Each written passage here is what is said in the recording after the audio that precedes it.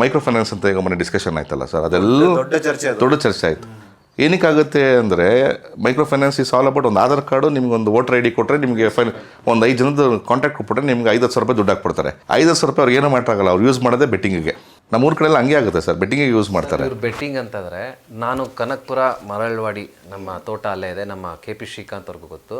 ಹೆಂಗೆ ಬೆಟ್ಟಿಂಗ್ ನಮ್ದು ಏನಿಲ್ಲ ಸರ್, ಬೆಂಗಳೂರು ಬೆಟ್ಟಿಂಗ್ ಹೆಂಗೆ ಕಟ್ತಾರೆ ಗೊತ್ತಾ, ನಾನು ಕಣ್ಣಾರೆ ನೋಡಿ ಜಮೀನು ಕಟ್ಟಿದ್ದಾರೆ, ಜಮೀನು ಮಾಡ್ಕೊತಾರೆ ಸರ್. IPL ಬೆಟ್ಟಿಂಗೆ sir. ಇವತ್ತು ಎಷ್ಟೋ ಜನ ಹೋಗ್ಬಿಟ್ಟು ಇಸ್ಪಿಟ್ಟೆಲ್ಲ ಆಡ್ಕೊಂಡು ಅಥವಾ ಇದೆಲ್ಲ ಅದು ಸೆಕೆಂಡ್ರಿ, ಅದೆಲ್ಲ ಅದೇ ಹಳೆ ಕಾಲದ ಜಮೀನು ಕಟ್ಟಿದ್ದಾರೆ ಸರ್. ಜಮೀನು 1 ಎಕರ್ ಲ್ಯಾಂಡ್ ಇವತ್ತು ಮರಳವಾಡಿಲಿ ಮಿನಿಮಮ್ 1.5-2 crores. ನಾವು ಜಮಾನ್ದಲ್ಲಿ 15 ಲಕ್ಷಕ್ಕೆ ನಮ್ಮ ಸರ್ ಮ್ಯಾಚ್ಗೆ ಹೋಗಲ್ಲ ಸರ್, ಇವತ್ತು 2 ಕೋಟಿ ಮ್ಯಾಚ್ಗೆ ಹೋಗಲ್ಲ ಅವರು.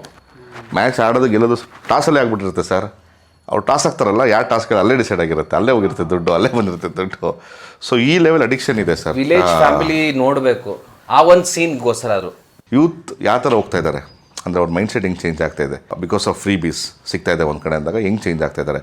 ಈಗ IPL ಬೆಟ್ಟಿಂಗ್ ಜಾಸ್ತಿ ಆಗ್ತಾ ಇದೆ, ಬೆಟ್ಟಿಂಗ್ಸ್ ನೋಡ್ಕೊಂಡು ಹೋಗ್ತಾ ಇದ್ದಾರೆ. ನಿಮ್ಮ ಸಿನಿಮಾ ರಿಲೀಸ್ ಆಗ್ತಾ ಇರೋದು 21 ಮಾರ್ಚ್, ಅವತ್ತು IPL ಮಾರ್ಚ್ 22ಕ್ಕೆ IPL ಮಾರ್ಚ್ ಸ್ಟಾರ್ಟ್ ಆಗ್ತಾ ಇದೆ.